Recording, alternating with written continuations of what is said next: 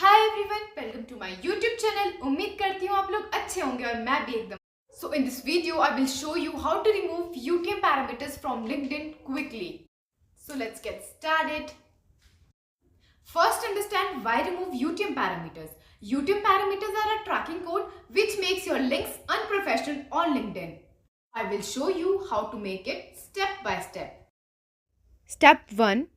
Open the URL link which you want to clean from LinkedIn post. After that, copy the link and paste it into a notepad.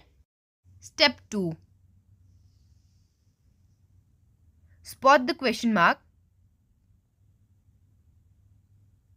Just look for the question mark in the URL. It's the divider between the main link and the tracking stuff called UTM parameters. Step 3. Erase everything after question mark. Step 4. Check the clean URL. Now you'll have a clean URL without UTM parameters.